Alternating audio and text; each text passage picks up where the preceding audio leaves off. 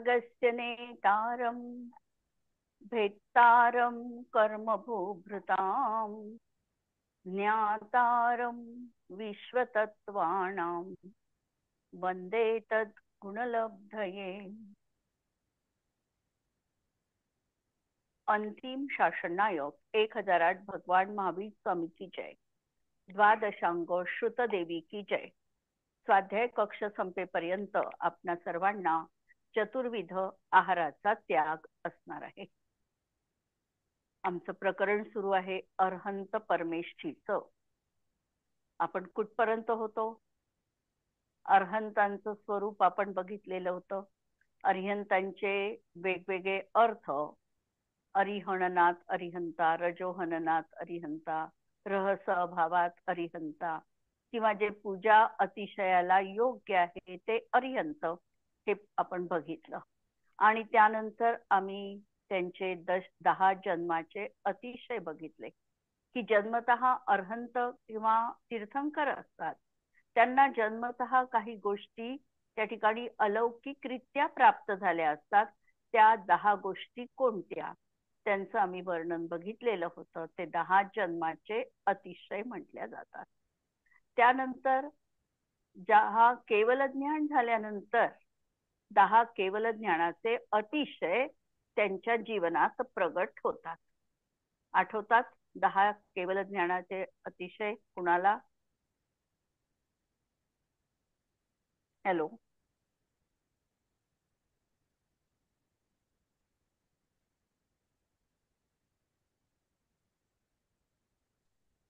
ठीक आहे। 10 अतिशय केवल ज्ञानाचे आपण बघू। पहिल्यांदा अतिशय दससाचे प्रभूंच्या केवल ज्ञानाचे। ज्यावेळेला केवल ज्ञानाची प्राप्ती होते त्यावेळेला कुबेराला आज्ञा दिली जाते इंद्राकडून की समवशरणाची रचना केली जावी आणि समवशरण भरतं। हे समवशरण वृषभनाथ तीर्थंकरांपासून महावीर स्वामींपर्यंत समवशरणाची रचना झाली। पण यांच्या रचनेमध्ये फरक हा होता की आदिनाथ स्वामींच्या समवशरणाचा विस्तार हा 12 योजन होता आणि मग तो प्रत्येक तीर्थंकरांच्या काळामध्ये अर्धा योजन कमी कमी होत होत महावीर स्वामींच्या समवशरणाचा विस्तार हा 1 योजन एवढा राहिलेला आहे। एका योजनामध्ये समवशरणाच्या सगळ्या भूमी, त्यांच्या 3 कटनी आणि भगवंतांचं त्या ठिकाणी विराजमान असणं प्रातिहार्य सहित हे सगळं त्या ठिकाणी संपन्न झालेलं आहे। असे 10 अतिशय दससाचे प्रभूंच्या केवल ज्ञानाचे। सुभिक्षिता शतयोजनी नांदे। 100 योजन पर्यंत सर्वत्र सुभिक्ष असतं।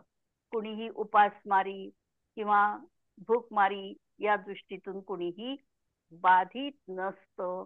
अशा प्रकारची 100 योजन पर्यंतची स्थिती आहे जिथे स्थान विभूचे, ज्या ठिकाणी प्रभूंचं स्थान आहे।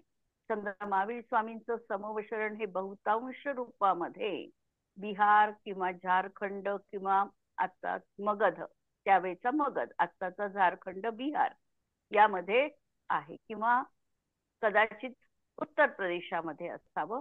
तर त्या सभोवती पूर्ण 100 योजन पर्यंत कुठेही कुणीही अशा प्रकारे दुर्भिक्षाला सामना त्याला करावा लागला नाही। दुसरं अतिशय सांगतात विहार गगनी असे चतुर्मुखी दर्शन यत तनुचे। विहार गगनी केवल ज्ञानाची प्राप्ती झाल्या भगवान 5000 धनुष्य उंच जातात आणि त्या ठिकाणाहून त्यांचा विहार होतो, म्हणून विहार गगनी आकाशातून अधर त्यांचं गमन होतं। आणि चतुर्मुखी दर्शन यत तनुचे, आणि तनु म्हणजे शरीर, त्यांच्या तनुचं चतुर्मुख दर्शन होतं, म्हणजे 4ही बाजूंना त्यांचा चेहरा दिसतो। आता असं का व्हावं याचा जर आम्ही विचार केला तर त्यांचं शरीर आता औदारिक राहिलं नाही, परम औदारिक झालेलं आहे। आणि परम औदारिक शरीरामुळे कदाचित त्यांच्या मुखाच्या प्रतिमा किंवा छबी अशा रीतीने चारही बाजूनी दिसणार आहे, असं हे त्यांचं दर्शन आहे. वैरभाव पशु सोडून जोडती. वैरभाव एकमेकांमध्ये कुठेही नसतो.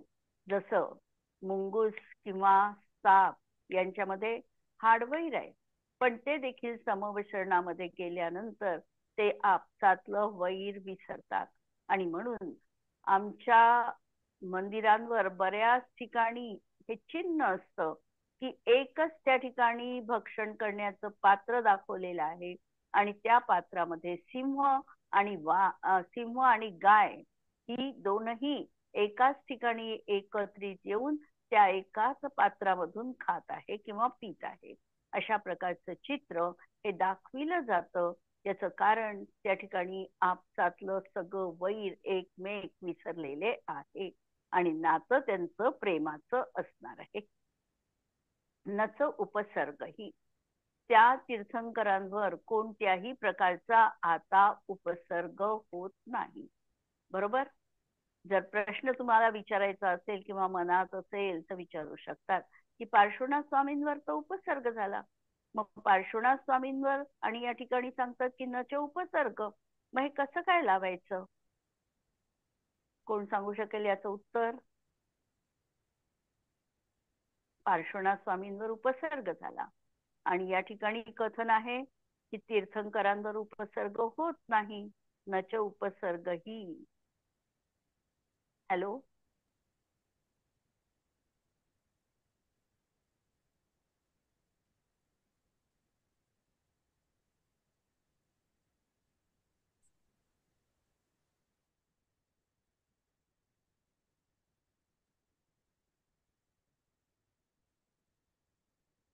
हॅलो.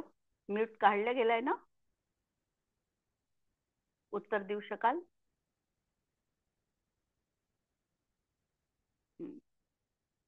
ठीक आहे. त्यांच्यावर उपसर्ग पार्श्वनाथ स्वामी असेल, महावीर स्वामी असतील किंवा सुमतीनाथ तीर्थंकर असतील, चौथे पाचव्या तीर्थंकरांवर उपसर्ग, सातव्या सुपार्श्वनाथ स्वामींवर उपसर्ग झालेला आहे, पण तो मुनी अवस्थेत झालेला आहे. केवल ज्ञान झाल्यानंतर कोणालाही उपसर्ग होत नाही. अनेक उपसर्ग मुनी आम्हाला ज्ञात आहे, पण ते मुनी त्यांना केवल ज्ञानाच्या पूर्वी उपसर्ग होतो, केवल ज्ञान झाल्यानंतर कुणालाही उपसर्ग होत नाही. 7 नंबरचे सुपार्श्वनाथ तीर्थंकर आणि पार्श्वनाथ तीर्थंकर किंवा महावीर स्वामी या 3 तीर्थंकरांवर या हुंडा व सर्पिणी काळामध्ये मुनी अवस्थेमध्ये उपसर्ग झालेला आहे. नंतर त्यांना कवलाहाराचे ग्रहण नसते, म्हणजे कवलाहार ते करत नाही.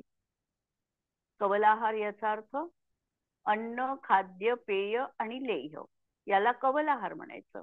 तर कोणत्याही तऱ्हेचं पेय, पाणी वगैरे सुद्धा किंवा खाद्य, लेह्य हे काहीही ते करत नाही, म्हणून त्यांना कवलाहाराचं ग्रहण नसतं.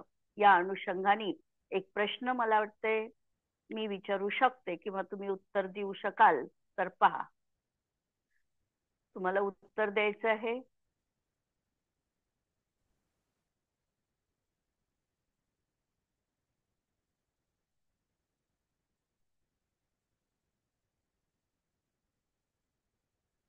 की कवलाहाराचं त्यांना जर ग्रहण नाही आहे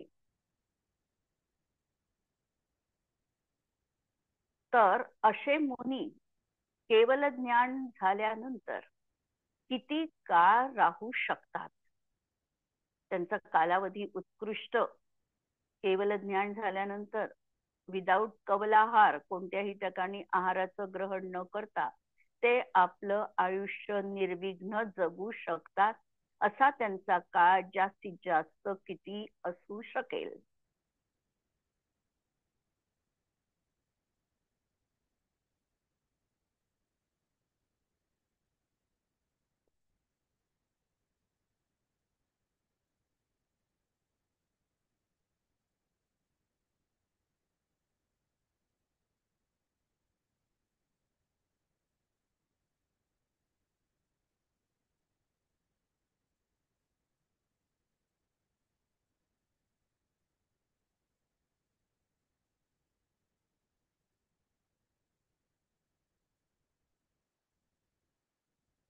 असा त्यांचा कालावधी एकूण जास्तीत जास्त त्यांचं आयुष्य जे आहे ते 1 कोटी पूर्वाचं मॅक्झिमम असू शकतं. एखादे मुनी असे असू शकतील की ज्यांना वयाच्या 8व्या वर्षीच केवल ज्ञानाची प्राप्ती झालेली आहे.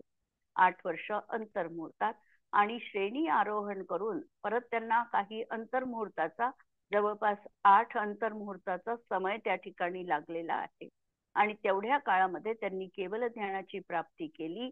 तर तेवढा काळ सोडून बाकीचा 1 कोटी पूर्व म्हणजे 8 वर्ष 8 अंतर्मुहूर्त कमी, एवढा काळ कमी करून 1 कोटी पूर्वाला ते त्या ठिकाणी कवलाहार न करता देखील त्यांचं शरीर सुव्यवस्थितरित्या टिकतं. कारण शरीर टिकण्याचं माध्यम जे आहे ते आहार नसून नो कर्माचं ग्रहण आहे. नो कर्माचं म्हणजे आहार वर्गणा जी शरीर रूप परिणत होते आहे, त्यामुळे हे शरीर टिकून आहे आणि त्यांच्या जीवनात ती क्रिया प्रक्रिया सातत्याने सुरू असते. आणि म्हणून त्यांचं शरीर कवलाहार न करता सुद्धा टिकून असतं. म्हणून ग्रहण न त्यासी कवलाहाराचे. नच वाढती नख केश प्रभुत्वही. आणि त्यांचे नख आणि केस हे वाढत नाही केवल ज्ञान झाल्यानंतर. आणि प्रभुत्व समस्त विद्येचे आणि सर्व विद्यांचं प्रभुपणा, विद्यांचे ते स्वामी आहे. छायारहित शरीर तयांचे, त्यांच्या शरीराची आता पडछाया देखील पडत नाही. आणि स्थिरत्व नयनांचे, डोळ्याच्या पापण्या देखील लवत नाही. अशा प्रकारचे 10 अतिशय त्यांच्या जीवनात केवल ज्ञान प्राप्त झालं की त्यांना मिळतात किंवा प्राप्त होतात. यानंतर केवल ज्ञानासोबतच 14 अतिशय स्वर्गामधले देव येऊन त्या ठिकाणी संपन्न करतात. हे अतिशय 14 स्वर्गाहुनी येऊनी प्रभू समवशरणी सुर करीती. सुर म्हणजे देवलोक. मुदित होऊनी, मुदित होऊनी अत्यंत आनंद विभोर होऊन ते अशा प्रकारच्या 14 प्रकारच्या अलौकिक गोष्टींना त्या ठिकाणी संपन्न करतात. पहिली गोष्ट, जिन मुखाब्जातुनी अर्ध मागधी भाषा. जिनेंद्र भगवंतांच्या मुखातून, जरी मुखकमलातून असं या ठिकाणी म्हटलेलं आहे, तरी देखील त्याचा अर्थ हा लावायचा की जिनेंद्र भगवान ओष्ठ, तालू, कंठ या कुठल्यांच्याही माध्यमाशिवाय त्यांच्या सर्वांगातून ओंकार रूप ध्वनी निघते. आम्हाला उच्चारण करण्यासाठी ओष्ठ, तालू, दंत या सगळ्यांची मदत घ्यावी लागते. जसं आम्हाला प फ म्हणायचं असेल तर आम्हाला ओष्ठांची मदत घ्यावी लागते. दोन्ही ओठ एकमेकांवर टेकल्यानंतरच हे शब्द बाहेर पडतात. प फ ब भ म. किंवा काही शब्द हे कंठातून बाहेर पडतात, क ख वगैरे. काहीला दंतांचं सहाय्य लागते, त थ द ध न. तर असे हे आम्हाला बाह्य अवलंबन घेऊन आमच्या मुखातून शब्द बाहेर पडत असतात. परंतु तीर्थंकरांच्या बाबतीत मात्र कंठ, ओष्ठ, तालू, मूर्धना या कोशाचंही अवलंबन न घेता सर्वांगातून ओंकार रूप दिव्य ध्वनी त्यांच्या प्रसारित होते. आणि ती भव्य जीवांना त्यांच्या त्यांच्या भाषेमध्ये ती कळते. ज्या भाषेला म्हटलं जातं अर्ध मागधी भाषा. मगध जातीचे देव असतात आणि हे मगध जातीचे देव, ती जी ओंकार ध्वनी आहे ती ओंकार ध्वनी वेगवेगळ्या भाषांमध्ये परिवर्तित करण्याचं कार्य करत असते. म्हणून त्यांना त्या ठिकाणी अर्ध मागधी भाषा असं म्हटलेलं आहे. किंवा कुठे कुठे अर्ध मागधी या शब्दाचा अर्थ आम्हाला असा वाचायला मिळतो की मगधाच्या, कारण मगध राज्य होतं ते सगळं, बिहार म्हणजे तेव्हाची मगधरा. आणि त्या मगधाच्या अर्ध्या राज्यामध्ये जी प्रचलित अशी बोली होती, त्या बोलीमध्ये महावीर स्वामींचा उपदेश झाला. म्हणून ती भाषा अर्ध मागधी भाषा म्हटल्या गेली. हे लक्षात ठेवा. अर्ध मागधी भाषा जी निघेल निश्चये तोडी जी भवपाशा. आणि त्यांची दिव्य ध्वनी ऐकल्यानंतर जे त्या समवशरणामध्ये भव्य जीव असतात, या भव्य जीवांना भावभासना होते, स्वपरभेद विज्ञान होते आणि आपण कोण आहो नेमकं, आत्मा कसा आहे याचं स्वरूप त्यांना स्पष्ट होते आणि त्यामुळे त्यांचा भवपाश, संसार रूपी दुःख, पंचपरावर्तन रूप संसार याचा नाश होतो. मित्रता वसत असे अखिल जीवांच्या स्वांती. सर्व प्राणी मात्रांमध्ये परस्पर मैत्री भाव असतो अखिल जीवांच्या स्वांती. स्वांती म्हणजे स्व अंतःकरणामध्ये. हो धवलित साऱ्या दिगंजना नभ जगती. आणि सर्व दिग अंगणा, दिक अधिक अंगणा असा शब्द आहे. दिशारूपी स्त्री, ही दिशारूपी स्त्री देखील त्या ठिकाणी धवलित झालेली आहे. म्हणजे पांढरा शुभ्र वर्ण, निर्मल वर्ण तिने धारण केलेला आहे. दिगंडना नभ जगती. ये सर्व ऋतूतील पुष्प फले वृक्षाला. वास्तविकतः प्रत्येक वृक्षाचा हा ऋतुकाळ असतो. त्या ऋतुकाळामध्ये त्या झाडांना पुष्प किंवा फल येत असतात. परंतु समवशरणाची ही विशेषता आहे की ज्या वेळेला समवशरण त्या ठिकाणी भरतं त्यावेळेला अकाली देखील फल पुष्प सगळ्या प्रकारचे त्या ठिकाणी पल्लवित झालेले दिसतात. फल देखील त्या ठिकाणी सगळे काही मिळू शकतात. जसं हिवाळा असेल तरी देखील त्या ठिकाणी जर समवशरण आलं तर आंब्याची फळं मिळू शकतात किंवा विशिष्ट काळातच मोगरा फुलतो, पण तो देखील तीर्थंकरांच्या सानिध्यामध्ये कोणत्याही ऋतूमध्ये पल्लवित झालेला दिसणार आहे. म्हणून ये सर्व ऋतूतील पुष्प फले वृक्षाला. जणू नंदनवन भासे अखिल जनाला. आणि त्यामुळे सर्व ऋतूतील फल फुलं यांनी समृद्ध अशी जेव्हा धरती बघितली जाते तर आपोआपच मन आल्हादित होतं आणि जणू काही नंदनवन इथे प्रगट झालेलं आहे असा भास जीवाला होतो. पदतली निर्मिती हेमाब्जा देवही. पदतली भगवंत जेव्हा विहार करतात तेव्हा त्यांच्या पदतली पायांच्या खाली हेमाब निर्मिती हेम अब्जा. हेम म्हणजे सुवर्ण आणि अब्ज म्हणजे कमल. अशा प्रकारची सुवर्ण कमलांची रचना होते.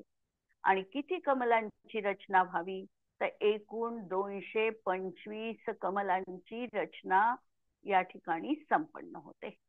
जर हे 225 कमलांची रचना जर पाहायची असेल तर आम्हाला अजमेरच्या सोनिया की नसियामध्ये जावं लागेल.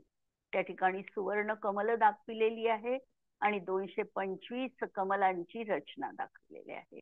किंवा आता जर आम्ही बघितलं तर बिजोलियाला जर आम्ही गेलो तर बिजोलियाला देखील पाषाणाची अशी पुष्परचना 225 कमळांची झालेली आहे आणि त्यांना नाव त्या ठिकाणी त्या मंदिराला दिलेलं आहे गगनविहारी महावीर असं नाव दिलेलं आहे. आणि त्या ठिकाणी 225 कमलांची रचना दाखवलेली आहे.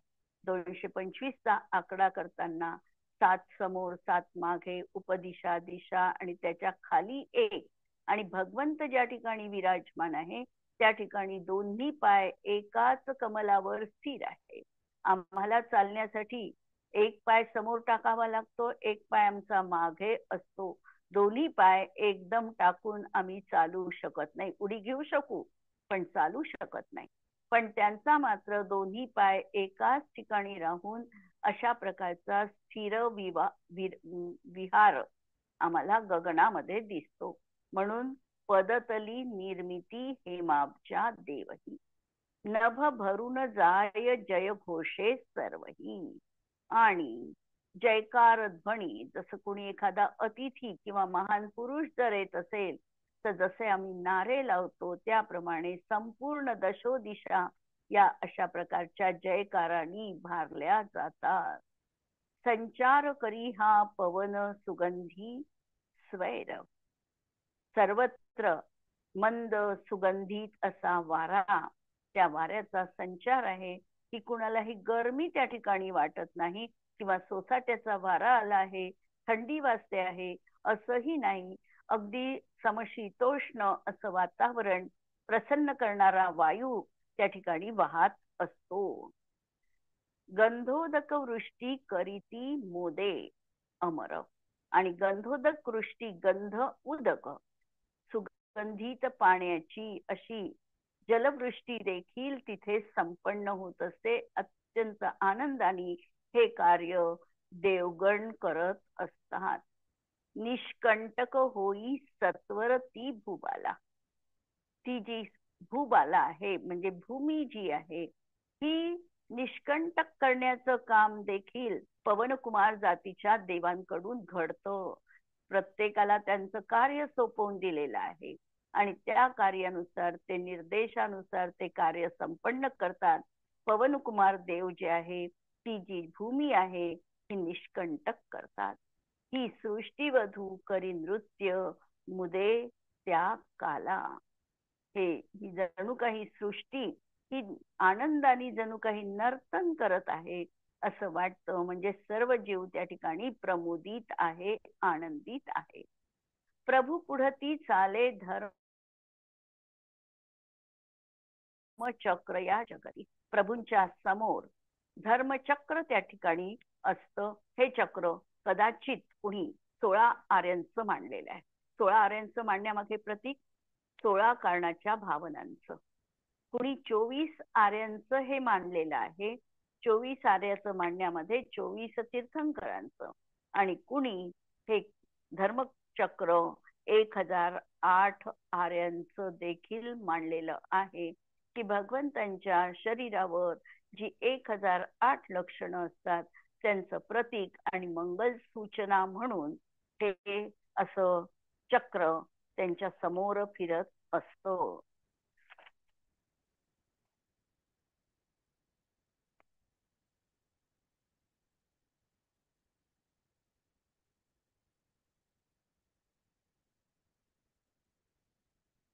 शिवकोटी आचार्यांनी भगवती आराधनेमध्ये 12 आऱ्यांचं धर्मचक्र सांगितलेलं आहे. तर 12 आरे हे 12 अंगाचं पण प्रतीक आहे. अनेक आचार्यांचे याबाबत अनेक मतमतांतर आहे. म्हणून 12, 16, 24 आणि सहस्त्र ही सहस्त्र जणू काही किरण त्या ठिकाणून भगवंतांच्या शरीराच्या कांतीप्रमाणे निघत आहे. आणि असं हा सहस्त्र किरणांच्या धर्मचक्राचा उल्लेख आम्हाला आढळतो. आणि अग्रे अग्रे धर्मचक्रम गगने गच्छती चक्रवर्ती चक्रवत. चक्रवर्तीच्या चक्राप्रमाणे हे धर्मचक्र भगवंतांच्या समोर समोर त्या ठिकाणी विहार करत असतं. आणि हे धर्मचक्र देखील बघता येणं, त्याचं वेदन होणं हे देखील अत्यंत सौभाग्यशाली आहे. आणि त्याच्याच प्रतीकासाठी आम्ही नेहमी मनामध्ये असं धर्मचक्र परिवर्तन, परावर्तन किंवा धर्मचक्र आम्हाला चालवता यावं हाही भाव अंतःकरणात असतो की ओम नमो धर्मचक्राधिपतये सौभाग्यमस्तु संसार चक्र शांतीरस्तु. अशा प्रकारचा भाव या धर्मचक्राच्या माध्यमातून आम्हाला पण व्यक्त करता येतो.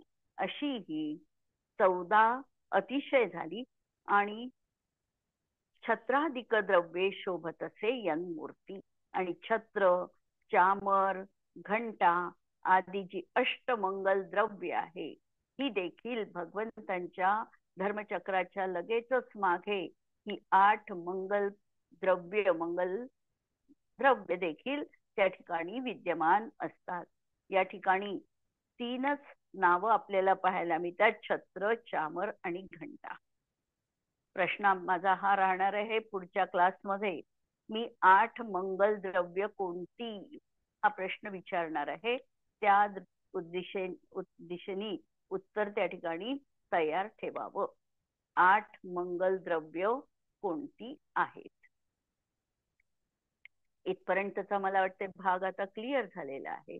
आणि आता पुढे आपण अष्टप्रातिहार्य वर्णन बघणार आहोत. 8 प्रातिहार्य. प्रातिहार्य या शब्दाचा अर्थ सांगितला होता. प्रतिहार, देवेंद्रांनी नियुक्त केलेले जे देव प्रतिहारांप्रमाणे म्हणजे सेवकांप्रमाणे अरहंतांची सेवा करतात. त्यांना अरिहंताचे प्रतिहार म्हणतात. आणि त्यांनी आपली भक्ती व्यक्त करण्यासाठी अशोक वृक्षादी ज्या वस्तू धारण केलेल्या आहे त्यांना प्रातिहार्य असे म्हटल्या जातं. आम्ही हा शब्द नेहमी चुकीचा उच्चारतो, वसुप्राप्तिहार्य करतो. याच्यामध्ये म्हणताना वसुप्रातिहार्य आहे तो शब्द आणि त्या प्रातिहार्याचं आम्ही प्राप्तिहार्य करून टाकतो. शब्द लक्षात घ्या, प्रातिहार्य. अशोकाच्या खाली कणकमय सिंहासनी वसे. पहिल्यांदा आहे अशोक वृक्ष, हे पहिलं प्रातिहार्य आहे. भगवंतांना ज्या झाडाखाली केवल ज्ञानाची प्राप्ती झालेली आहे त्या झाडाला अशोक वृक्ष असं म्हटलं जातं. हा अशोक वृक्ष केवल ज्ञानाच्या प्राप्तीच्या वेळचा आहे. आणि समवचरणामध्ये देखील पृथ्वी कायिक असा अशोक वृक्ष प्रातिहार्य रूपाने विद्यमान असतो. तो हा अशोक वृक्ष. झाड कोणतंही असेल, कदाचित सप्तपर्णीचं झाड असेल, कदाचित आदिनाथ स्वामींना वडाच्या झाडाखाली केवल ज्ञानाची प्राप्ती झाली, जे वडाचं झाड आजही प्रयागराज या ठिकाणी किल्ल्यामध्ये विद्यमान आहे. त्याच्या मुळा सर्वत्र खाली खूप मोठ्या प्रमाणामध्ये पसरलेले आहे. तो असं म्हटलं जातं की हा अत्यंत प्राचीन आदिनाथ स्वामींना ज्या झाडाखाली केवल ज्ञानाची प्राप्ती झाली होती तो हा वृक्ष आहे. म्हणून आजही अजैन लोक पहा, त्या झाडाची पूजा झाल्याशिवाय त्यांची ती प्रयागराज मध्ये मारलेली डुबकी ते पूर्ण झालं असं मानत नाही. संदर्भ लक्षात घ्या. असा हा अशोक वृक्ष. दुसरा आहे कणकमय सिंहासन वसे. अशोकाच्या खाली ते बसलेले आहे आणि कणकमयी सिंहासन आहे. कणकमयी म्हणजे सोन्याचं सिंहासन, रत्नजडित असं सिंहासन त्या ठिकाणी आहे. नंतर प्रभूंची ही मूर्ती उदित दीननाथा समदिसे. त्या ठिकाणी प्रभूंची मूर्ती जी विराजमान आहे ही उदित म्हणजे उगवलेल्या, दीननाथ, दीननाथ म्हणजे सूर्य, सूर्याप्रमाणे त्या ठिकाणी दिसते आहे. सकाळचा सूर्य हा कोणालाही अट्रॅक्ट करतो, आपल्याला तो पाहावसा वाटतो, बघावसा वाटतो. त्याची जी लालिमा आहे, सौम्यता आहे, त्याची जी प्रकाश किरण आहे ती आम्हाला हवी हवीशी वाटतात. त्याप्रमाणे भगवंतांचं ते रूप देखील अत्यंत सुमधुर, कोमल, अट्रॅक्ट करणारं, आम्हाला भुरळ पाडणारं असं त्यांचं ते रूप असतं. आणि त्याप्रमाणे त्यांची छबी ही समवचरणामध्ये विराजमान आहे. त्रिलोकाची शोभा हरण करिजे सुंदर महा. त्रिलोकाची शोभा देखील जिथे फिकी पडेल अशा तऱ्हेनी जिनांच्या शीर्षावरी छत्र त्रय फिरती. जिनांच्या शीर्षावर 3 छत्र त्या ठिकाणी असतात. सगळ्यात मोठं छत्र हे खाली आहे, मधलं छत्र मधल्या नंबरवर आणि लहान छत्र सगळ्यात वर. कधी कधी उलट लावल्या जातं, लहान खाली आणि मोठं वर लावल्या जातं, पण वास्तविकतः हा क्रम असा आहे, मोठं सगळ्यात खाली, मध्यभागी मध्य आणि वर सगळ्यात छोटं, अशी ही 3 छत्र भगवंतांच्या डोक्यावर विराजमान असतात. जणू काही त्रिलोकाची शोभा त्या ठिकाणून प्रतिबिंबित होते. तनु मागे भामंडल शोभे. भगवंतांच्या शरीराच्या मागे भामंडल विराजमान असतं.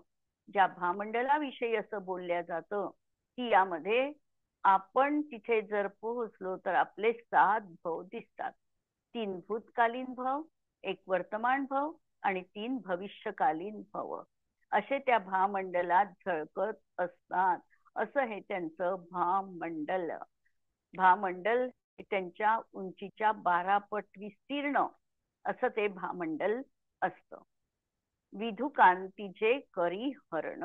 विधुकांती, विधुकांती याचा अर्थ चंद्राची कांती देखील जे हरण करेल. स्वयं चंद्र कांतिमान आहे, चंद्राची कांती अत्यंत सुंदर वाटते, त्या कांतीला हरण करणारं, असं त्याच्याशी शह देणारं, प्रतिशह देणारं असं हे भामंडल भगवंतांच्या शरीराच्या मागे विद्यमान असतं. म्हणून विदुकांतीचे करी हरण, धर्म कथनी पटू निघते, वाग्देवी वदन निरज्जातून. धर्म कथनी, धर्माचं कथन करण्यासाठी पटू म्हणजे समर्थ अशी वदन निरंजातून, मुखरूपी कमलातून वाग्देवी जणू काही सरस्वती त्यांच्या मुखातून स्रवते आहे, जणू ती मुखातून आम्हाला सांगते आहे, अशा प्रकारचा भाव या ठिकाणी लक्षात घ्यायचा. आणि त्याच्यानंतर ते कथन आहे हे अत्यंत धर्म कथन करण्यामध्ये निपुण आहे, पटू आहे, समर्थ आहे. देव पुष्पवृष्टी ते करीती नम्र होऊन, पुष्पवृष्टी अत्यंत नम्र होऊन ते त्या ठिकाणी करत आहे. मंदार सुंदर नमे ऋतुपारिजात संतान कादी कुसुमोत्कर वृष्टी वृद्धा. भक्तांबरामध्ये त्याचं वर्णन केलं की अशी ही पुष्पवृष्टी भगवंतांच्या त्या ठिकाणी पूर्ण सर्वांगांवर दोनही हातांनी देव अत्यंत आनंदित होऊन करत असतात. यक्ष ढाळीतात चामरे मुदे पहाजनी. आणि यक्ष जे आहे 32 यक्षेंद्र आहे, आणि हे 32 यक्षेंद्र आपल्या दोन्ही हातामध्ये चामर घेऊन ढाळत असतात. म्हणजे 64 चामर त्यांच्यावर ढाळले जातात. कदाचित तुम्ही 64 चामर ढाळणाऱ्या अशा तीर्थंकरांचं एखादं सुंदर रूप देखील बघितलं असेल फोटोत. हे आम्हाला भगवंतांचं दर्शन करताना आम्हाला कधीतरी त्या रूपाला देखील आम्हाला वेदन करायचं आहे, असं हे अनुपम रूप त्यांचं तिथे विद्यमान आहे. नंतर दुंदुबी नभीजना, दुंदुबी सतत वादन होते आहे, पण ती दुंदुबी अत्यंत कर्णप्रिय आहे, कर्ण कर्कश नाही, अशी ही दुंदुबी सतत वाजत राहते. जना जणू वदावया रवा करी, जणू रवा म्हणजे आवाज करते. कशासाठी? तस्ती जिनास त्या भजा, जणू त्या दिव्य ध्वनीतून किंवा वाद्याच्या दुंदुभीतून हा संदेश आम्हाला मिळतो की श्री जिननाथांना तुम्ही भजा, त्याचंच तुम्ही गुणगान करा, त्याचाच गुणानुवाद करा, की ज्याच्यामुळे अशेष कर्म जो हरी, सगळं तुमचं कर्म हे नष्ट होऊन जाणार आहे. अशा प्रकारे 8 प्रातिहार्यांचं वर्णन आपण बघितलं. आणि आपला यानंतरचा क्लास मंगळवारी 18 तारखेला परत होईल. तोपर्यंत तुम्ही 8 मंगलद्रव्यांची नावं आठवा, आणि जर याच्यामध्ये काही प्रश्न विचारायचे असतील तर सुरुवातीला प्रश्न विचाराल किंवा व्हॉट्सअपवर टाकू शकाल. जिनवाणी स्तुती.